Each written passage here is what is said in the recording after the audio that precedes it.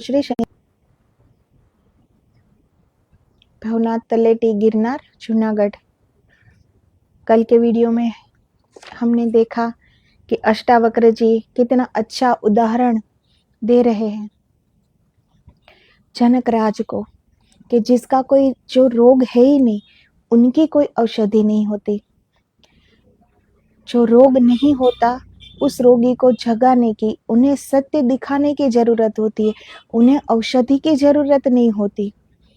जैसे ये उदाहरण है कि शेर का बच्चा भेड़ियों के साथ रहते हुए अपने आप को भी भेड़िया समझने लगा, बिल्कुल भेड़ियों की तरह डरने लगा, ऐसे ही चलता, ऐसे ही बोलता। लेकिन जब एक दिन सच में एक शेर आ गया और वो शेर को पता चलता है कि ये क्या, भेड़ियों के बीच में शेर, तब उन्होंने उसे कुछ समझाया नहीं है, कोई औषधि नहीं की है। क्या किया? शांत जल में उसे अपना प्रतिबिंब दिखा दिया। शेर अपने आप समझ गया कि मैं भेड़िया नहीं, मैं शेर हूँ। तुरंत गर्जना निकल गई मुख से। तो देखने भर की बात है, ये समझने की बात है, ये ज्ञान की बात है कि परमात्मा हमसे अलग नहीं हुए हैं, हम परमात्मा से अलग हो गए हैं।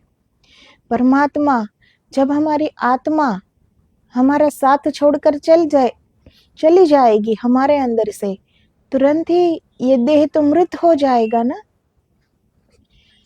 तो आत्मा हमें कभी छोड़ के नहीं जाती। ये हमारे कर्म होते हैं, ये शरीर की आयु होती है कि ये शरीर की आयु पूरे होते ही इस शरीर का नाश हो जाता है और आत्मा को एक दूसरे शरीर रूपी वस्त्र मिल जाता है। तो आत्मा कभी भी साथ नहीं छोड़ती हमारा, हम साथ छोड़ देते हैं परमात्मा का। हमने अपने आप को अलग खड़ा कर दिया परमात्मा के आगे कि ये मैं भी हूँ। परमात्मा ने कभी ये शोर नहीं मचाया कि ये मैं तो चारों ओर हूँ और मैं ही मैं हूँ। ये मैंपन परमात्मा में नहीं है, इसलिए तो वो परमात्मा है और हम इंसान है। ये मैंपन सिर्फ हम इंसानों में है कि मैं भी कुछ हूँ, ये मैं हूँ, ये मेरा अस्तित्व है। सारे द्वंद्व वहीं से खड़ा हो गया।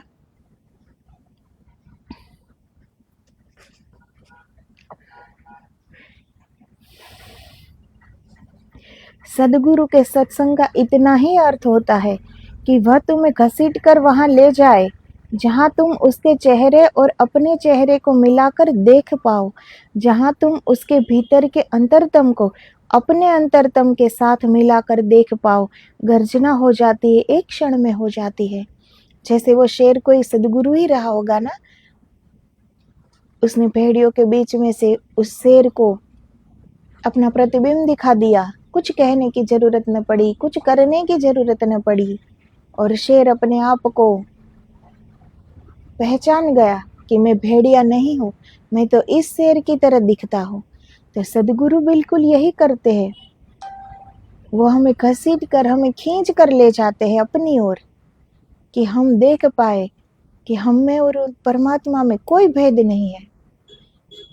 वो हमारा प्रतिबिंब हमें दिखा देते हैं, हमारा अस्तित्व हमें दिखा देते हैं। सत्संग का अर्थ ही यही है कि किसी ऐसे व्यक्ति के पास बैठना उठना जिसे अपने स्वरूप का बोध हो गया है। शायद उसके पास बैठते बैठते संक्रामक हो जाए बात, शायद उसकी मौजूदगी में, उसकी आंखों में, उसके इशारों में तुम्हारे भीतर सोया हुआ सिंह जाग जाए। सत्संग, सत्संग सही में क्या होता है? सत्य का संग। सत्संग सिर्फ यही नहीं होता कि रामायण महाभारत भागवत को लेकर बैठ जाओ, शिव पुराण को लेकर बैठ जाओ। ये तो अब घर घर को सबको पता है कि क्या हुआ। अयोध्या में राम भगवान का जन्म हुआ, स्वयंवर जीता, सीता जी अयोध्या आए, वनवास हुआ, लंका का दहन हुआ, सीता जी का अपहरण हुआ, सबको पता है। कुछ बताने की आवश्यकता है ही नहीं, ये घर घर को पता है, सबको पता है। तो सत्संग इसका नाम नहीं है, सत्संग का अर्थ है सत्य का संग, किसी जागे हुए के पास बैठो कि उन्होंने अपना रूप देखा हो, तो ही वो हमें वहां ले जाएगा और हमें अपना रूप दिखा देगा, क्योंकि वो मार्ग उन्होंने देखा है, जाना हुआ है, देखा हुआ है। औषधि कोई भी नहीं, उपाय कोई भी नहीं, विधि कोई भी नहीं। तस्य भेषजम अन्यत अस्ति। ईश्वर को पाने की कोई औषधि नहीं, जागना होता है। जिस क्षण जाग गए उसी क्षण हमारा अहंकार मिट जाएगा, और हमारा मिटना वही परमात्मा का हो जाना होता है। बात बहुत सरल है, बहुत सहज है, लेकिन सबने इतनी मुश्किल बना दी है इस बात को कि परमेश्वर, परमात्मा बड़ा ही दुर्लभ, उनका मार्ग बड़ा ही दुर्लभ, यह हम लोगों ने बना दिया है। कहाँ दुर्लभ है, कहाँ परमात्मा दूर है, और किस जगह परमात्मा नहीं है। चारों ओर वो ही तो वो है, और कौन है यहाँ। सिर्फ हमें जागने की जरूरत है। जैसे हम सुबह जाग जाते हैं तो पता चल जाता है ना कि नींद में जो देखा वो स्वप्न था।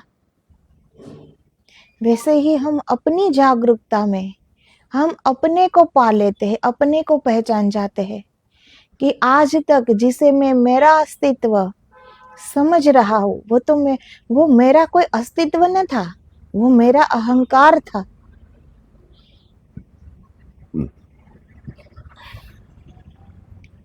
तो परमात्मा को पाने की कोई औषधि नहीं, कोई विधि नहीं। जरूरी है जागना, जाग कर देखना और अहंकार का गिर जाना। फिर जो बचता है वो ही है परमात्मा। न कोई औषधि है, क्योंकि यह सब दृश्य झूठ है। उस सिंह को भेड़ होना झूठ था, वह सारा दृश्य झूठ था, माना था इसलिए सच मालूम हो रहा था। जिस क्षण जाना उसी क्षण झूठ हो गया, वह स्वप्नवत था।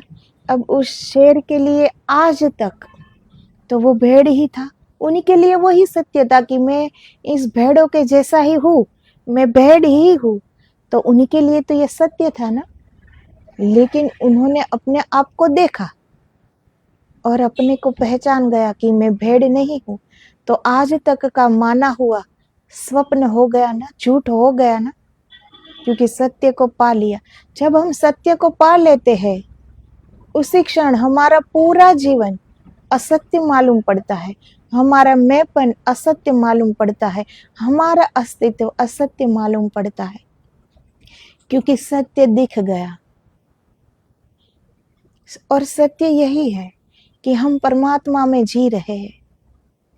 चारों ओर हम परमात्मा ही हमारे चारों ओर है, उन्हीं के सिवा कुछ भी नहीं है। मैं एक अद्वैत शुद्ध चैतन्य रस हूँ। सुनो इस शब्द को, मैं एक अद्वैत शुद्ध चैतन्य रस हूँ।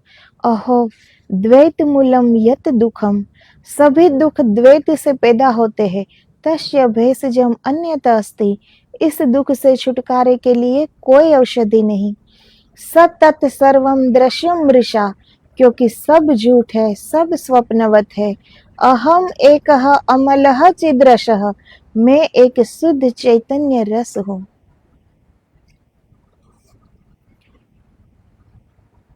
द्वैत, जब तक हम द्वैत भाव में जी रहे उनकी कोई औषधि नहीं है। खुद को मिटना आ गया, खुद को समर्पित होना आ गया, अंदर से जाग गए, हम सच में जाग गए। रात नींद में सोकर सुबह जाग जाते, ऐसा जागना नहीं, हम सच में होश पूर्वक सजग पूर्वक जागृत हो गए। पता चल जाएगा कि सब स्वप्न है, जो भी मैं देख रहा हूँ वो स्वप्न है, और सत्य मात्र परमात्मा है।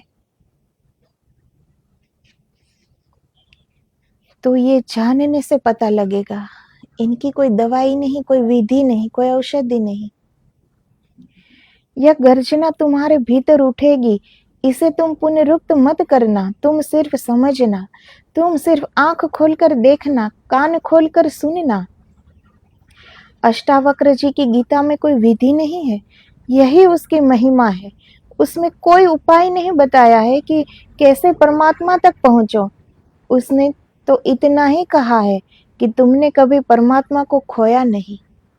अष्टावक्र जी ने ऐसा कभी नहीं, पूरी गीता जी में अष्टावक्र जी ने ये नहीं कहा कि मैं तुम्हें परमात्मा को पाने की विधि बताता हूँ, ये नहीं कहा।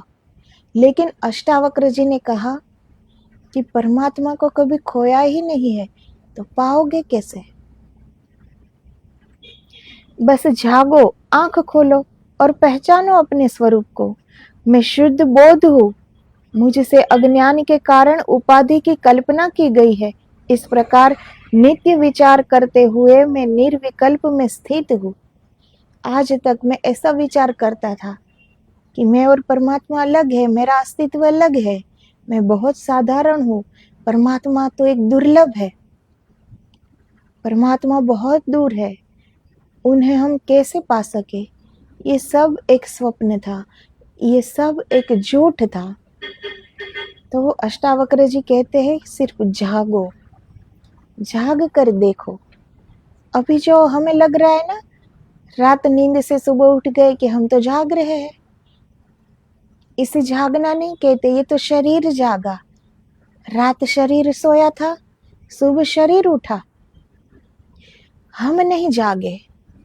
जिस दिन हम जाग गए उस दिन हम अपना स्वरूप पा लेंगे। पता चल जाएगा कि मैं कोई भी नहीं हूँ, मैं परमात्मा में हूँ।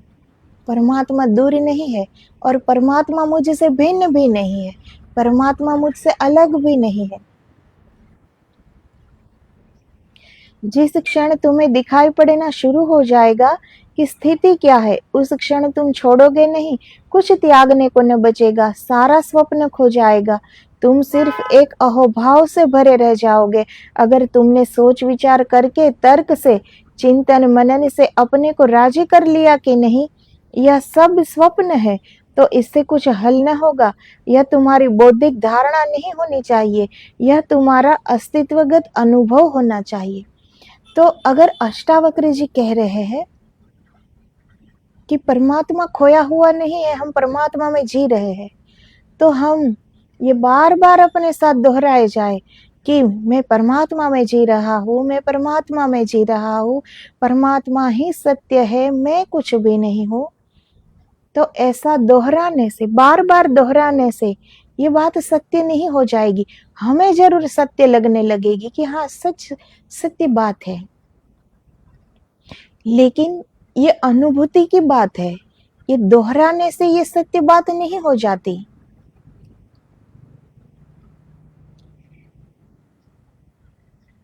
ये हम जो सोच विचार तर्क के द्वारा उन्हें जानने की कोशिश करते हैं, अपने आप को मनाने की कोशिश करते हैं कि परमात्मा हमारे अंदर है, हमसे परमात्मा अलग नहीं है, हम परमात्मा का ही रूप है, अहम ब्रह्मास्मि।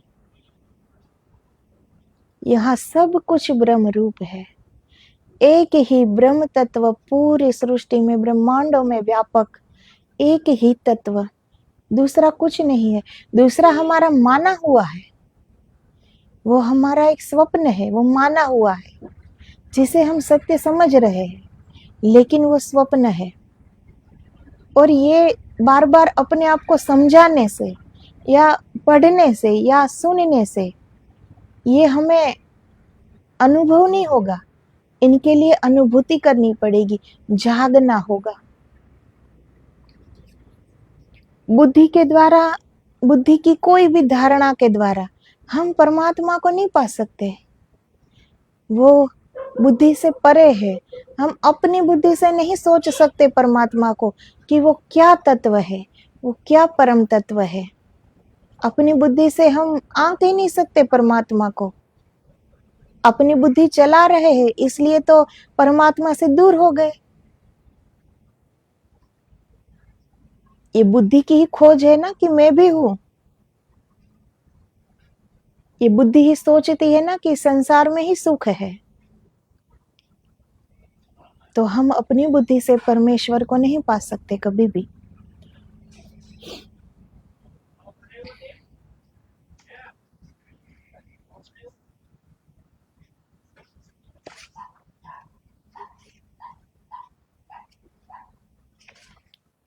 तो अष्टावक्र जी की गीता इसीलिए सब गीता से अलग है।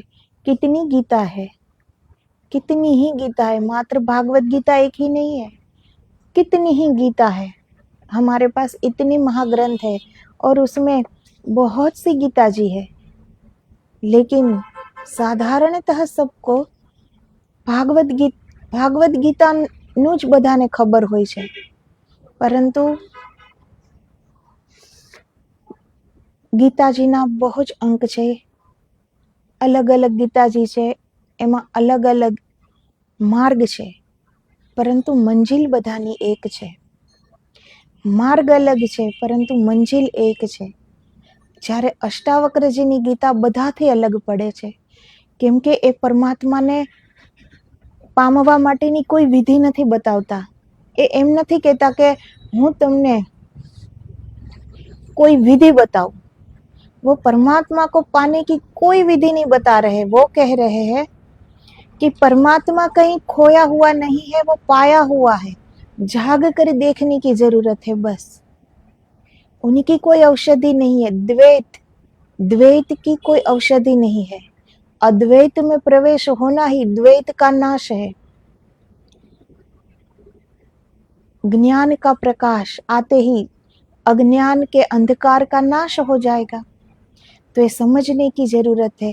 और ये हम बुद्धि से, अपनी धारणा से अगर ये बात बार बार दोहराए जाए कि मुझ में ही परमात्मा है, मुझसे परमात्मा अलग नहीं है, हम परमात्मा में ही जी रहे हैं, तो ये बार बार अपने को समझाने से हमें परमात्मा का साक्षात्कार नहीं हो जाता। ये अनुभूति का विषय है, ये बुद्धि का विषय नहीं है कि बुद्धि बार बार ये दोहराए तो हमें ये सब सत्य ज्ञान हो जाएगा। ये भी एक असत्य है। हम बुद्धि के द्वारा ईश्वर को नाप नहीं सकते, ना ही उसे समझ सकते हैं, ना ही उसे देख सकते हैं। तो ये सब अनुभूति का विषय है। तो जब रोग ही न हो तो उन्हीं का औषधि कैसे कोई करे? अगर कोई रोग हो तो औषधि दी जाए, लेकिन द्वैत की कोई औषधि नहीं है, क्योंकि द्वैत कोई रोग नहीं है, द्वैत असत्य है, वो झूठी बीमारी है। अब झूठी बीमारी का भी कोई इलाज होता है क्या? तो द्वैत इसीलिए झूठा है क्योंकि वो हमने किया है। परमात्मा से अलग हम हो गए और पूरी जिंदगी परमात्मा को ढूंढने में लगा देते हैं। मान लिया हमने कि परमात्मा हमसे दूर है, अभी उसे पाना बाकी है, और उसकी विधि भी क्या करेंगे? यहाँ चलकर जाएंगे, मंदिर जाएंगे, मस्जिद जाएंगे, गुरुद्वारे जाएंगे, चारों ओर बाहर भटकेंगे। तो हम भटक तो रहे हैं बाहर, और कितना भटकेंगे? हम बार बार भटक रहे हैं, इसीलिए तो जन्म हुआ, वरना होता ही नहीं ना। तो अब जब परमात्मा की खोज, तो वो भी हम बाहर ही भटक कर करना चाहते हैं कि मंदिर जाओ, मस्जिद जाओ, गुरुद्वारे जाओ। तो परमात्मा की खोज भी हम बाहर ही करते हैं, क्योंकि बाहर ही भटकना अच्छा लगता है हमें, इसीलिए मिल नहीं पाता। जो जहाँ नहीं होता वो वहाँ नहीं मिलता ना। और परमात्मा तो चारों ओर है, लेकिन अभी तक हमारी वो दृष्टि खुली ही नहीं है। तो फिर हम अपने अंदर उतरे या बाहर जाए, कहीं भी दिखाई नहीं देगा, क्योंकि वो दृष्टि खुली ही नहीं कि हम परमात्मा को देख पाए। हमने अपने आप को अलग खड़ा कर दिया है परमात्मा के आगे, खूब दूर कर दिया परमात्मा को कि ये मेरा अस्तित्व है। जैसे सागर में उमड़ी एक लहर, वो लहर उठती है और अगर वो कह दे कि मैं सागर नहीं हूं, मेरा अलग अस्तित्व है, मूर्खता भरी बात है ना। वो लहर लहराई पर उस लहर में सागर ही लहराया है, वो सागर से अलग थोड़ी है। वो कितना भी ऊंचे उठ ले, समाना उसे सागर में ही पड़ेगा ना, क्योंकि वो सागर ही है। अपने मान भर लेने से उनका अस्तित्व के अलग तो नहीं हो जाएगा सागर से, वो तो उनका माना हुआ होगा ना। तो वैसे ही हम परमात्मा से अलग नहीं है, परमात्मा में ही हम जी रहे हैं। जैसे मछली सागर में जी रही है, मछली की चारों ओर पानी ही पानी, सागर ही सागर है, वैसे ही हमारे चारों ओर परमात्मा ही परमात्मा है। हम परमात्मा में ही जी रहे हैं। जरूर है जागने की, और बहुत सहज है, ये बहुत सरल है, लेकिन हमने बड़ा मुश्किल बना दिया उसे। कि परमात्मा जैसे हम पा ही नहीं सकते कभी, तो परमात्मा कहीं खोया हुआ है ही नहीं कि पाना पड़े। तो जरूरत है समझने की, जरूरत है जागने की। सब कहेंगे कि हम तो जागे हुए हैं, सुबह ही उठ गए, तो ये मात्र शरीर उठा है, हम नहीं। अगर हम जाग गए होते तो बात ही क्या होती। तो वो जो हमारे अंतरतम का जागरण होता है, उसी जागृति में हम सत्य को देख पाते हैं। जैसे ये हमारा शरीर भी उठ जाता है सुबह, तब भी हमें पता तो चल जाता है ना कि रात को जो देखा वो स्वप्न था, सत्य नहीं था। वैसे ही हम सच में जो जागृत हो जाए, तो हमें दोनों ओर का स्वप्न मालूम पड़ जाएगा कि यहाँ तो नींद में जो देखा वो भी स्वप्न है, और उठकर जो देखा वो भी स्वप्न है। सत्य एक ही परमेश्वर है, और परमेश्वर के सिवा पूरी सृष्टि में, ब्रह्मांडों में कुछ भी नहीं है। तो बात सरल है, बात सहज है। इसलिए अष्टावक्र जी की जो गीता है वो सबसे अलग पड़ती है, क्योंकि वो जागने की बात करते हैं। वो कोई विधि नहीं बताते कि इस मार्ग से जाओ ईश्वर मिल जाएंगे, क्योंकि ईश्वर दूर है ही नहीं, तो मार्ग कहाँ से लाए। चारों ओर ईश्वर ही है, वो कहाँ नहीं है कि वो अलग से मार्ग बताए। कि ईश्वर कोई एक स्थान पर होता तो कोई मार्ग दिखा दे कि भाई यहाँ जाना होगा, यहाँ ईश्वर बैठे हैं। लेकिन वो अत्र तत्र सर्वत्र उन्हीं की सत्ता चल रही है, और वो है, तो मार्ग कहाँ, उनका मार्ग ही नहीं है ना। तो जरूरत है हमें मिटने की, हम मिट जाए बीच में से, बस बाकी जो बचा वो है परमात्मा। जाग कर देखेंगे तो पता चल जाएगा कि आज तक का जो जिया, जो माना, जो हम जो हमारी मान्यताएं थी, जो धारणाएं थी, सब गलत थी।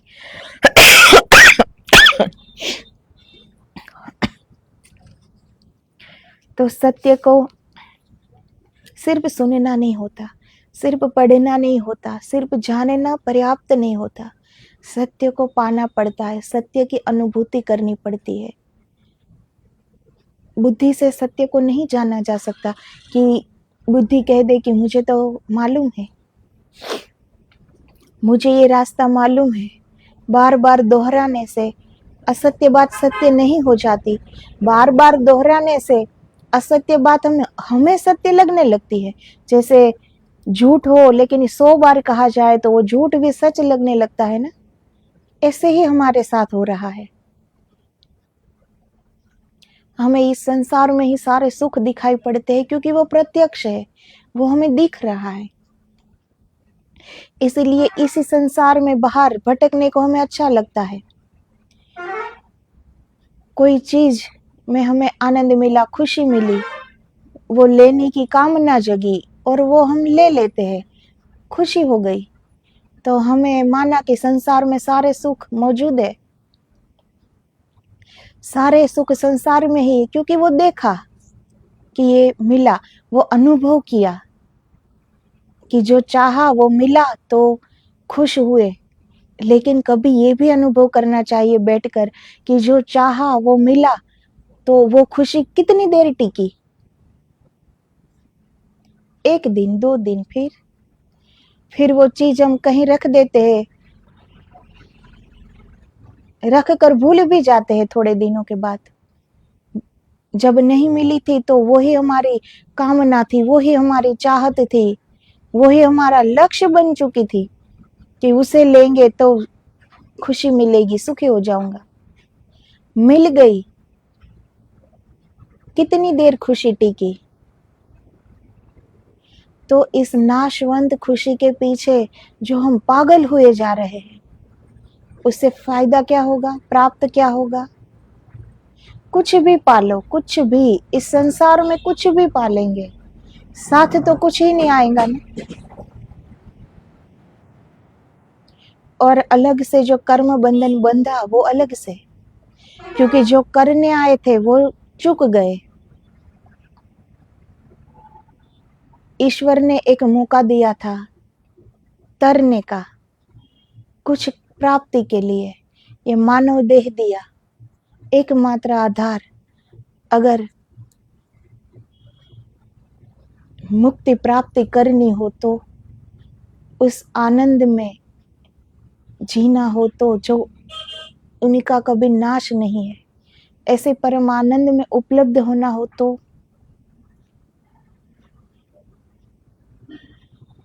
जैसे बच्चा जिद करता है कुछ बड़ी चीज लाने को, तो बड़े जैसे उसे छोटी चीज देकर मना लेते हैं ना, वैसे ही हम भी छोटी छोटी खुशियों में खुश हो जाते हैं। और जो बड़ा सुख है, जो परम सुख है, जिनका कभी नाश नहीं होता, उनसे हम चूक जाते हैं, क्योंकि वो देखा हुआ नहीं है ना, उनका अनुभव नहीं है। अनुभव इतना ही है, 2-5 दिन का जो सुख मिले वो ही हमें पता है, परम सुख का पता नहीं है, इसलिए वो प्यास जग नहीं रही है। लेकिन बैठकर अगर हम सोचे तो ये सब हमारे सामने आता है, लेकिन कभी हम अपने आप से कभी हम बात करते ही नहीं। दूसरे से तो हम घंटों बात कर ले तो समय निकलेगा, लेकिन अपने आप से कभी बात नहीं करते, इसीलिए पता नहीं चलता कि आखिर में हमें चाहिए क्या। तो थोड़ा पता चले, हम अपने आप से ये प्रश्न करें कि ये चाहा था, मिला, तो अब ऐसा तो कौन सा सुख मिल गया, ये सोच सके कितने दिन ये खुशी टिकेगी। तो फिर इतना क्यों भाग रहा था उनके पीछे। धीरे धीरे अपने से बात करो, अपनी सुनो, तो हमें जीवन के बारे में पता चले। अभी तो हमें जीवन के बारे में ही नहीं पता, तो परमात्मा के बारे में तो वो तो बड़ी दूर की बात है ना। अभी तो हमें हमारे ही नहीं पता, हमें क्या चाहिए वो भी हमें नहीं पता। दूसरों के पास ये सब कुछ है इसलिए मेरे पास होना चाहिए, इतना ही पता है, लेकिन सच में मुझे क्या चाहिए वो हमें नहीं पता। हमें किस बात से खुशी मिलती है ये नहीं पता हमें, तो हमें हमारा ही नहीं पता, तो फिर परमात्मा का कैसे पता लगाए, अब कैसे पता लगाया जाए परमात्मा का। तो धीरे धीरे अपने आप से जुड़ाव हो, अपने आप से हम बात कर सके, अपने आप से हम प्रश्न कर सके, हम अपने आप से उनका निराकरण कर सके, हम अपने आप से कोई समाधान ढूंढ पाए, तो धीरे धीरे हम अपने अंदर जा सकेंगे, एकाग्र हो सकेंगे। धीरे धीरे हमें बाहर का जो असत्य है वो दिखने लगेगा। हम अपने साथ कुछ समय बिताए तो हो ना। ये सारी जो हम कर रहे हैं उनके बारे में थोड़ी देर बैठकर सोचे कि ये हम क्या कर रहे हैं, उनसे क्या मिल रहा है और हम क्या खो रहे हैं इसके बदले। कभी हम सोचे तो हमें कोई मार्ग मिले ना। तो अष्टावक्र जी कि गीता जी का अभी तो ये दुख का मूल द्वैत, ये उनका दूसरा भाग है। अब आगे का हम कल बात करेंगे। तो आदेश आदेश, जय गिरनारी, जय गुरुदेव। अष्टावक्र जी का ये शब्द कि द्वैत ही दुख का मूल है, तो सारे संसार को सुख ही चाहिए होता है ना, वही सुख हमारे अंदर है। कहीं जाने की जरूरत नहीं है, ना रुपये पैसे की जरूरत पड़ती है कि चलो हमारे पास नहीं है तो हम नहीं जा सकते, ये भी तो नहीं है। जाना हमारे ही अंदर है। एक शांति की अनुभूति करनी हो, शांति का अनुभव करना हो, आनंद का अनुभव करना हो, सारी पूंजी हमारे अंदर है और हम उसे बाहर ढूंढ रहे हैं। बाहर ढूंढने में अपना सारी जिंदगी लगा देते हैं। आखिर में जब मृत्यु पास होती है, पूरी जिंदगी शून्य बन जाती है कि क्या प्राप्त किया, कुछ भी नहीं। अपनी छोटी छोटी खुशियों के लिए सारा समय बर्बाद कर दिया। जो करने आए थे चूक गए।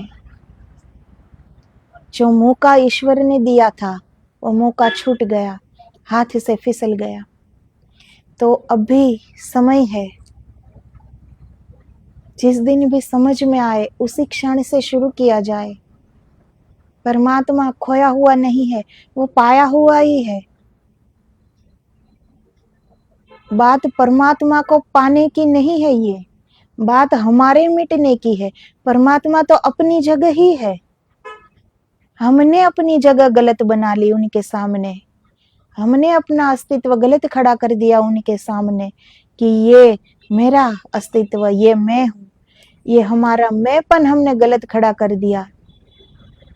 तो परमात्मा के पीछे मत पड़ो, खुद के पीछे पड़ो। खुद को समर्पित होना जब आ जाए, खुद को मिटना जब आ जाए, तो परमात्मा तो अपनी जगह है ही, उनकी ही मौजूदगी है चारों ओर, अंदर बाहर, वो कहाँ नहीं है।